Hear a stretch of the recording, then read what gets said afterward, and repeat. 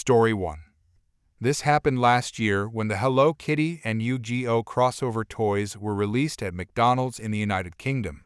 I'm someone who absolutely loves Yu-Gi-Oh, both the card game and the animated series.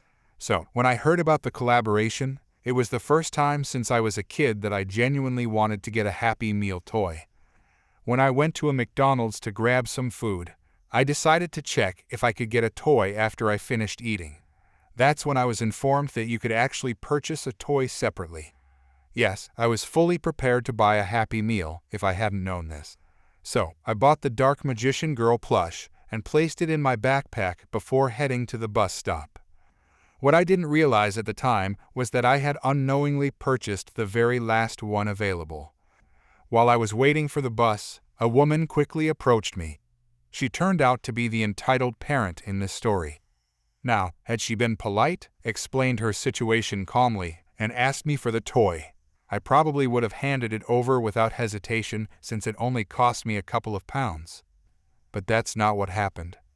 Entitled parent, excuse me, that was the last toy you bought. Me? Oh, sorry about that. I had no idea.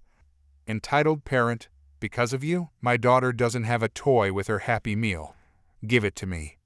Me, excuse me. Entitled parent, give it. Me? No, I won't. I paid for it. Entitled parent, you shouldn't have a toy like that anyway. It's made for little girls, and you're a grown man buying a girl's toy. At this point, some of the other people waiting at the bus stop turned to listen to the entire exchange. I try to stay calm and de-escalate the situation. Me, look, I'm sorry your daughter didn't get a toy. In my defense, I genuinely didn't know it was the last one. Entitled parent, well, you should have. My husband is trying to stop her from crying because of you. Why did you buy it anyway? Me, because I'm a big fan of Yu-Gi-Oh. Entitled parent, what on earth is that? Me, that's the crossover they're doing. The Hello Kitty characters are dressed like monsters from the Yu-Gi-Oh series. Entitled parent, oh, who cares? You robbed my daughter of her toy. If you don't give it to me right now, I'll call the authorities. Me, call the police then. I don't mind. At that moment, I was quickly getting tired of dealing with the entitled parent. I'm fully aware that maybe I could have just given her the toy to end the situation peacefully and bought another one later. But in that moment, I felt like I had to stand my ground. I wasn't going to give in and let her push me around just because she was demanding and loud.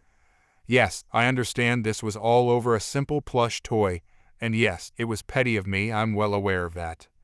The entitled parent then pulled out her phone and began calling the authorities.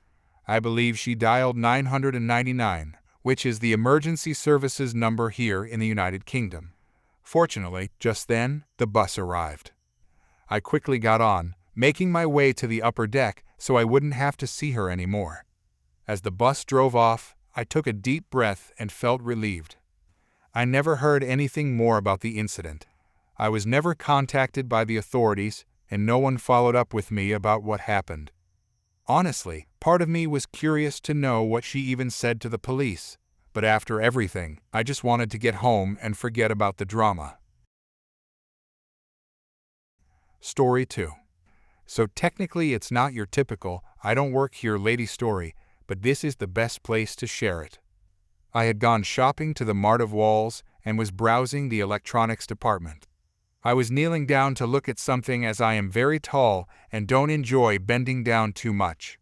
There was a cry of pain in the next aisle and a woman yelling, "Do give me that stuff and do your job." I was wearing headphones and didn't hear the initial exchange, but I definitely heard the shouting. I took my headphones off and heard a young girl crying and trying to explain to the yelling woman that she didn't work there. The woman, hereafter known as Karen, and the girl will be known as the young girl. Me is me. A bit of information about me. I am a near 7-foot tall behemoth of a man. Think Heavy from Team Fortress 2. Look it up if you are unfamiliar with the character, complete with shaved head and ability to imitate a Russian accent. I am obsessed with different accents and love to make people laugh by pulling one out at random. I walked around the corner and saw Karen holding the young girl by the hair and shaking her while screeching something about treating customers better. You know the idiot Karen spell. I decided to have a little fun with Karen and perhaps scare her like she scared this poor child. You have to imagine I am speaking in a thick, heavy Russian accent. Me. What is going on? Why you are pulling hair of my niece? She had the good sense to let go of the girl when she saw the hulking Russian monster looming over her. She stuttered while saying she was being rude and wouldn't help me. Still in angry Russian mode, I tell her, "She does not work for store, stupid. You better leave before I call the police and have you arrested for assault." She couldn't run away fast enough. I asked the young girl if she was okay, and she said she was, then asked what happened to my accent. I explained how I only used it to try and put the fear of God into Karen. She laughed and thanked me for coming to her rescue. It was at this point a manager had arrived, probably called by an employee asking what was going on. The girl and I explained, and he asked if we wanted to call the police and have the woman charged. The young girl declined, and I said, "Karen has probably learned more of a lesson from being confronted by an angry Russian beast than she would from an assault charge. I figure being as big as I am, it is not only my duty as a total jerk, but my duty as a decent-ish human being to help the young people when the Karens are being Karens to them."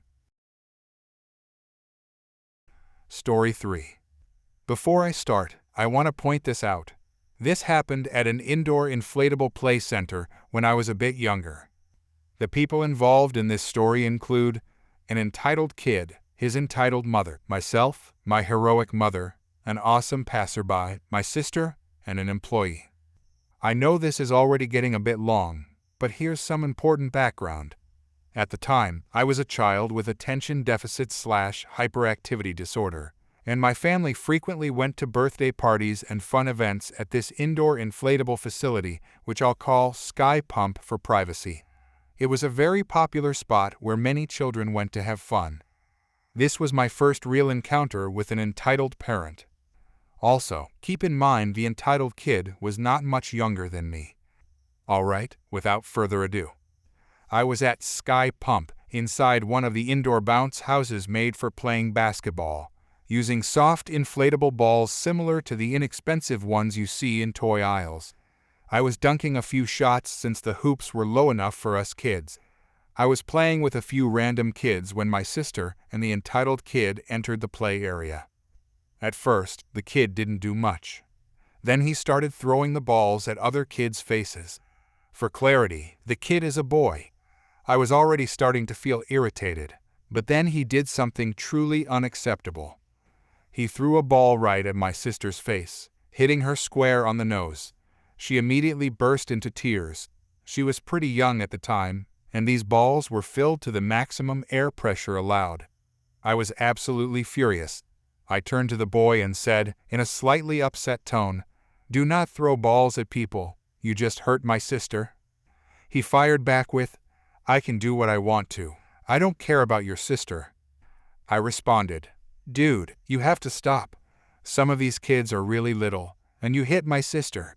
Don't do that again, okay?" At this point, my sister had mostly stopped crying. Then he gave me the most smug, evil grin. He picked up another ball and acted like he was going to aim at the hoop. Suddenly, he spun around and without hesitation launched the ball straight at my sister again, this time hitting her in the jaw. She didn't cry this time, but she screamed louder than I've ever heard her before, like a banshee. I had officially reached my limit. I turned to him and shouted, "Dude, what in the world?" He just laughed and threw 2 more inflatable balls directly at my face. That's when I yelled, "All right, kid, do you want to get in trouble?" Then he said something truly disturbing, "I'm going to shoot you with my rifle." I stood there, silent and in complete shock. That comment deeply unsettled me. Then, he proceeded to hit me, kick me, and even bit me once. That was the last straw. I shoved him away from me, and he fell back onto his bottom, but this was a bouncy house, so it wasn't like he was hurt. Oh, this is where it gets good, reader. I left the bounce house with my sister, and we both went to tell our mom what had happened.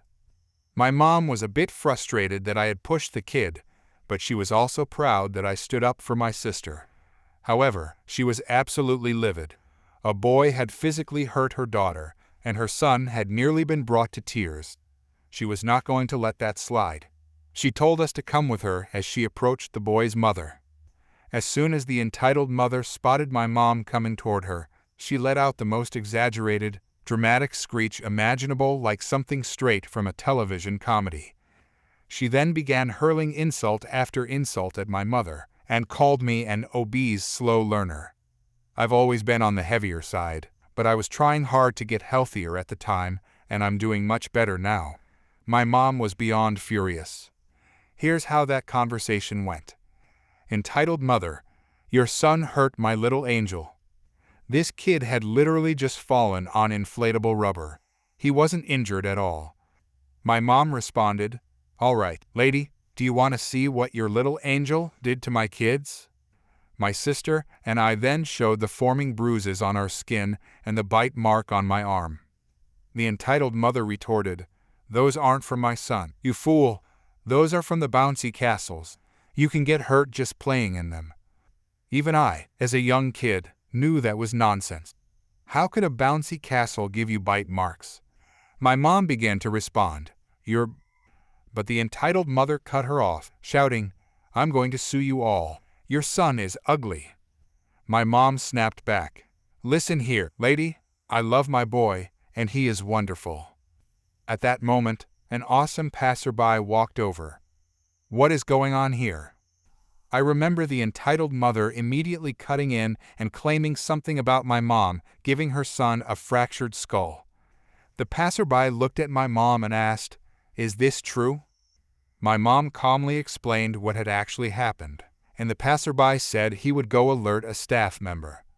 The entitled mother then shouted, she's lying. She's just trying to look better than me. The awesome passerby responded with a few strong words of his own, and then walked away to find help. Entitled mother, I hope you all disappear, you're all useless.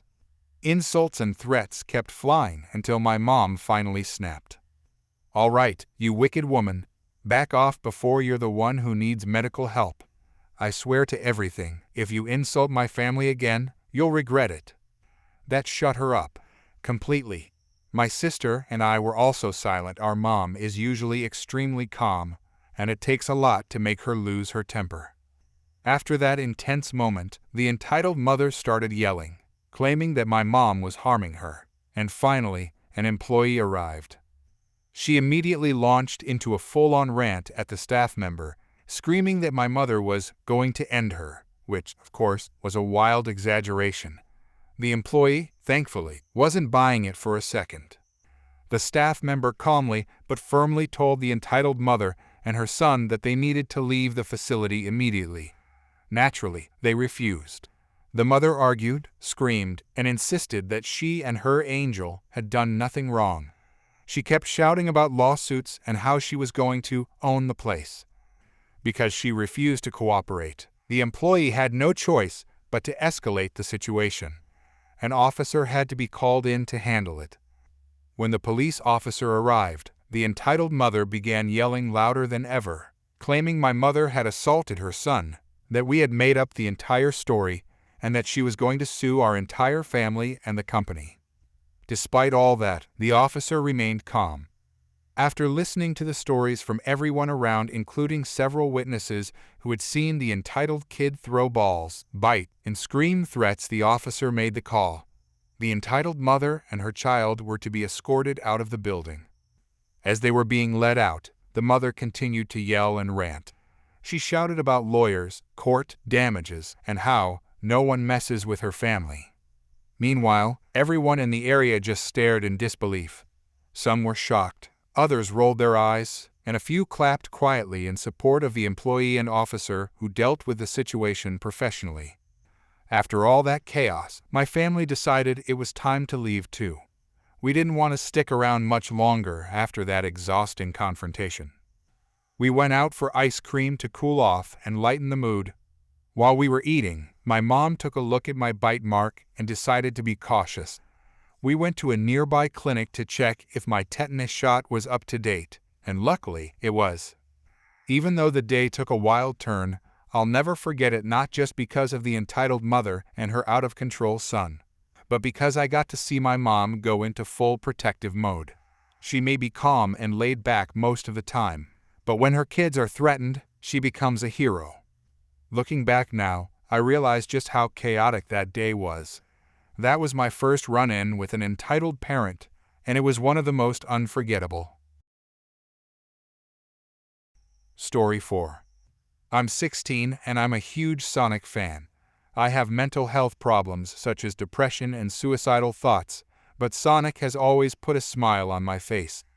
This happened back in April of 2020. In the UK, COVID really hit around late March, and many people I knew were infected. The only good thing that year was I got to see the Sonic movie twice before COVID shut down cinemas. So I bought a Sonic face mask from the Sega shop online in the UK, and I got a lot of praise telling me how cool it was. One person didn't like the fact that I had it. I went out one day because I was on a small diet and I fancied some zero-sugar pink lemonade, so I went to Asda. As I'm trying to find it, I hear a little kid. "Wow, that's so cool. I love your mask." I look down and see a 7-year-old girl, and I smile under the mask, which was pointless because she couldn't see it. "Yeah, I know, right? It's awesome.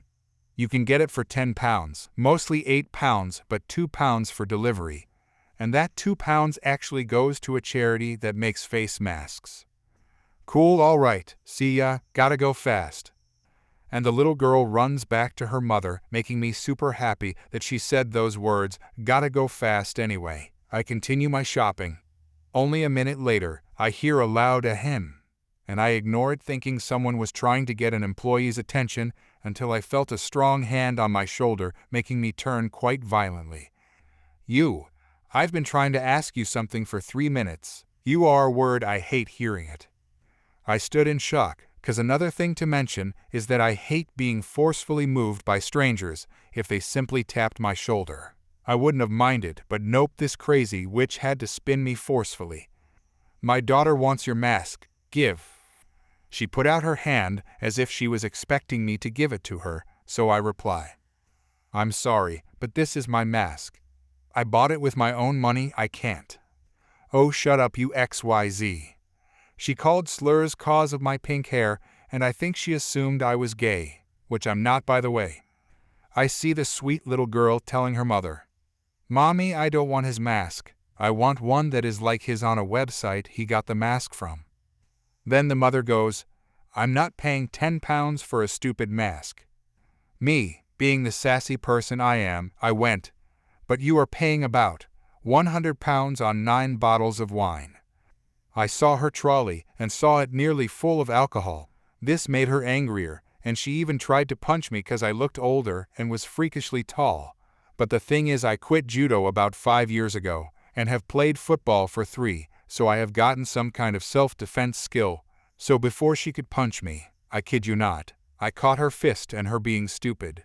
I pulled down her arm while she tried to pull it up, so I smirked and let go, which caused her to punch herself in the face like a moron. She fell backwards and knocked into her trolley.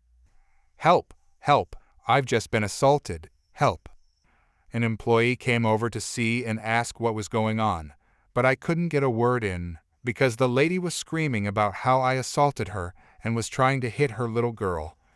The employee didn't even try to listen to my side, as he immediately grabbed his manager. The police were called, and I was about to be arrested because there were no other witnesses or a camera at the aisle we were at. But my savior stepped up, and you know who it was. It was the little girl. "Excuse me, policemen." She tugged one of the policemen's pants, and he looked down at her.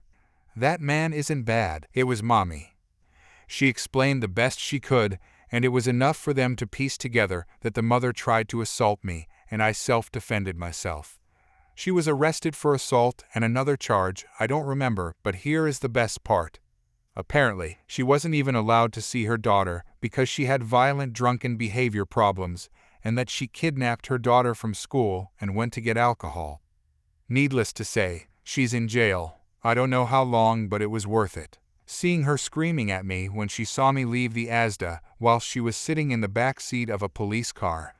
Before I left, the employee apologized to me, but I told him how unbelievably rude he was, about how he wasn't interested to hear my side of the story as it was scary and terrifying to me. The manager let me go home with a 6-pack of zero-sugar pink lemonade.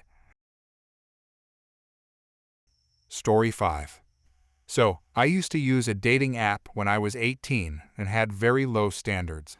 I was young and scrolling through the app when I matched with a red-headed man who had a goatee. He wasn't really my type, and I wasn't even sure if I was genuinely into men at the time, but I was willing to try anything back then. Anyway, he seemed nice enough to keep talking to for a while, and he flirted with me a bit. I told him I was on the asexual spectrum, and he responded with, "That's okay, I can find other ways to make you happy." So, I didn't think he was one of those self-proclaimed nice guys or anything at the time. Some time passed, and we talked every day. The flirtatious messages just kept getting more and more intense. It didn't take long before he started sending me inappropriate pictures. I really regret not shutting that down, but I was young, naive, and struggling with self-worth. I ignored his constant, heavy flirting and repeated inappropriate photos, because I thought he might be the only person who would ever like me. It wasn't long before he started asking me to send pictures in return. I told him I wasn't comfortable sending any, but he kept asking. When I said no, he would stop messaging me for days. I hated when he did that, so one day, when he asked for pictures of my thighs, I told him that I had recently self-harmed on them. He responded, "I don't care, I just want to see your big thighs." Feeling pressured, I gave in and sent him pictures. He left me on read for hours. Then, after some time, he messaged me, saying, "Saved these for my private collection, hee hee." I felt disgusted with myself and my body, like I was nothing more than an object to him. But I was so desperate for a relationship that I kept talking to him. He would go days without talking to me, knowing how it made me feel bad and lonely, but he kept doing it anyway. After almost 2 months of talking, we decided to go on a date. At that time, I was struggling a lot financially and living on top of a mountain. My driveway was a 30-minute walk, and my house was barely livable. On the day of our date, he told me to meet him at the bottom of my driveway.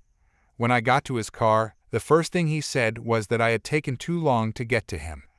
During the drive to his house, he drove really fast and recklessly, nearly hitting several cars.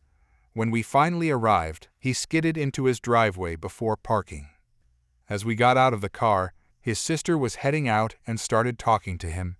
She asked who I was, and he said, "Oh, she's just a friend," misgendering me and making me feel completely disrespected. He added, "I'm calling you a girl because it's just easier for them to understand. You get it, right?"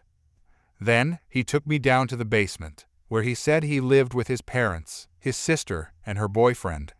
We laid on his bed for a while and watched some odd anime shows while he kept touching me. At one point, he grabbed my stomach, squished it, and whispered, "Chubby, chubby." I froze. He kept his hands on me for a while, then grabbed my face and forced a kiss on me.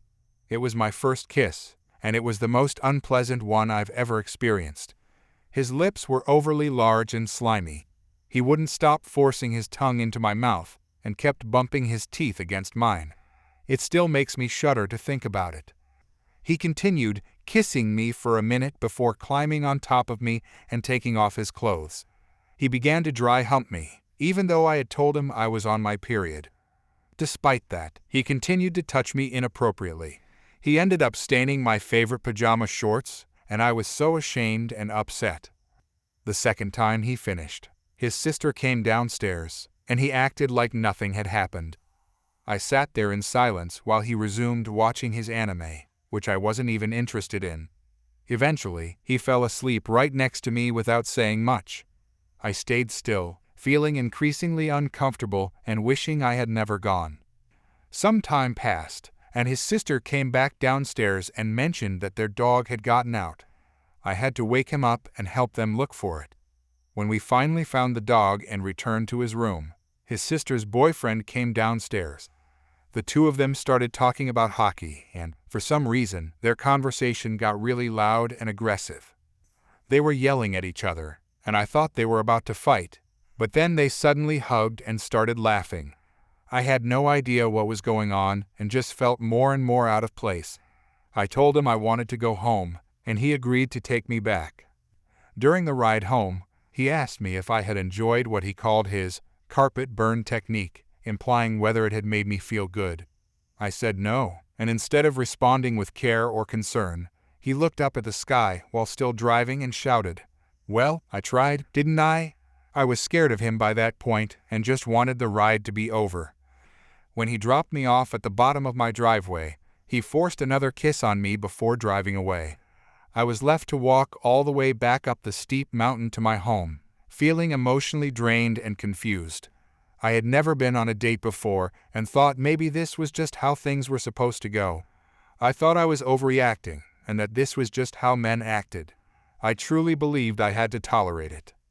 When I got inside, I threw away my pajama shorts and took a long shower. I scrubbed myself clean and rinsed out my mouth. I felt physically and emotionally unwell. Some time later, I told him I was moving out of state. I didn't have a car or any real way to get around, so I begged him to come see me before I left. He only lived about 20 minutes away, so I thought it wasn't a big ask, but he never came. He didn't message me until 4 days after I had already arrived in my new home state. After some time there, I noticed he went completely silent and hadn't contacted me for 3 weeks. Feeling hurt and abandoned, I spammed him with messages. When that didn't work, I called him repeatedly. Eventually, he answered only to hang up and say he was busy. Later, I checked the location sharing feature on the app and saw that he had been at the same house for weeks. When he did message me, he would send photos of himself that were clearly taken inside that house. I occasionally asked him what he was doing, and he'd respond that he was either home or hanging out with a friend. I began to suspect he was seeing someone else, but I never got any clear confirmation. After venting to a close friend about everything, they told me that he was full of red flags and that I deserved better. For the first time, I started to believe them. I finally worked up the courage to tell him I wanted to break up. His only response was, "Well, if that's what you want, okay?" I blocked him right after and haven't spoken to him since. Still, the experiences I had with him continue to haunt me to this day. Story 6. This person began verbally harassing me several months ago. He falsely accused me of fabricating experiences of assault and domestic abuse, even though the incidents are documented in multiple parts of my medical records. He stalked me, made threats against my life, and continued to verbally harass me after I politely declined to date him. He has immersed himself so deeply in conspiracy-based and reactionary internet culture that he genuinely believes he is some sort of expert in argumentation simply because he follows public figures known for their controversial and divisive views. He attempted to pressure me into a formal debate. Despite the fact that his perspective was deeply offensive, he literally argued that men are mistreated because actions such as sexual assault are considered criminal offenses. It was clear to me that he held disturbing views about abuse, and he seemed to derive enjoyment from bringing it up repeatedly, not for intellectual exploration, but for his own gratification. This individual appeared obsessed with trying to argue that evidence of abuse wasn't real, even though it clearly is. He also believes in flat earth theories, wears tinfoil hats, and genuinely thinks that women who cannot physically see him are only upset by his threats because of his height. It's a combination of delusion and deeply rooted resentment.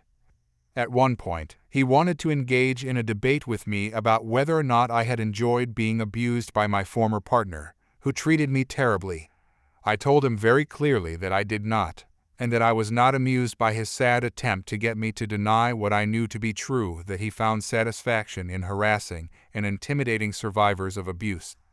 To him, this interaction wasn't about philosophy or debate. It was about personal gratification.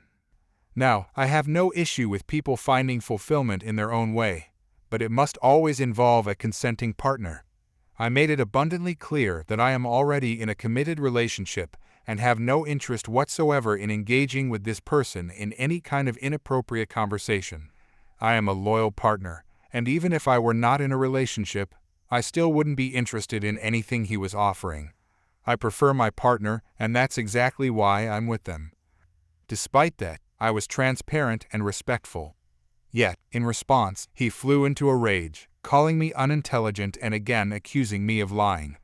He had no proof and no real basis for his claims. It was simply the lens through which he viewed women, a lens clearly shaped by his own personal biases and inappropriate interests.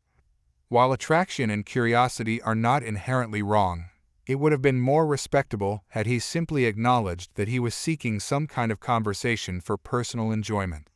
At least then, I could have respectfully told him that this kind of dynamic was not what I wanted and that I was unavailable. But honesty would require vulnerability and accepting the possibility of being rejected in a straightforward way. He couldn't handle that. For example, if he had just taken my simple and honest response, "I'm in a relationship, I'm not into your preferences, and I don't want this conversation," things could have ended there. Instead, he tried to manipulate me into acting like I didn't know what he was doing. He attempted to hide behind ambiguity, hoping I'd play along with his narrative and give him cover under the guise of plausible deniability. He simply would not stop. He became verbally abusive toward me over the fact that I had survived a physically violent relationship. I shared his messages with others' friends, family members, and several men I trust, including my father. They all read everything and agreed that this man's behavior was clearly abusive and possibly indicative of a risk for physical violence. When I confronted him with the fact that I had shown his posts and messages to my father and other trusted individuals, he became enraged. His behavior turned even more hostile, and after I mentioned what I had done, he deleted several of his more offensive posts. Then he tried to convince me that I had imagined their existence altogether. He even mocked me by calling me unintelligent again, just for pointing out that something had been removed. The fact that he resorted to such deceptive behavior isn't even the main reason I want nothing to do with him. What offends me more is that he assumed I was so self-absorbed that I wouldn't notice or would pretend not to, just to gain his approval from someone I view as morally and intellectually beneath me in every way. One time, I made a simple joke involving a math problem, and he told me it had too many numbers in it.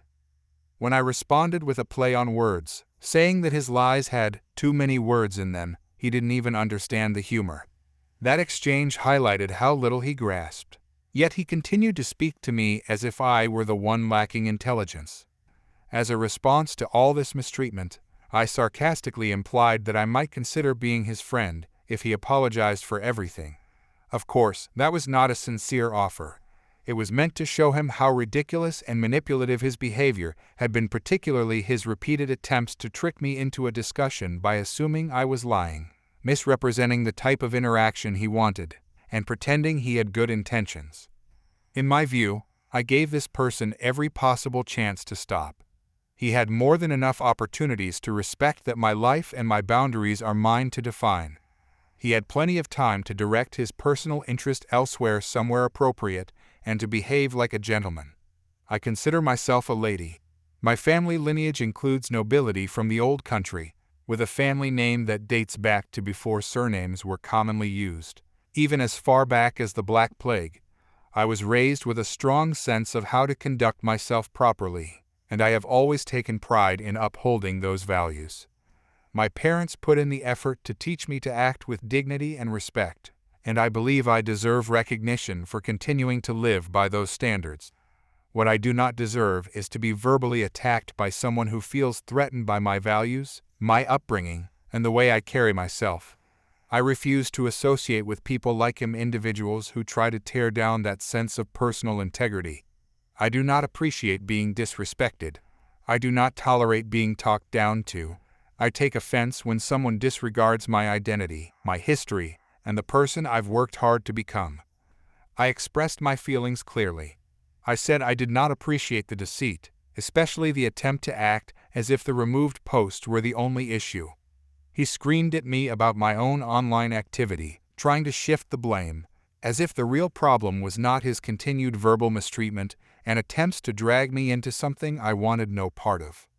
No, I don't want to play along. I was completely honest about that.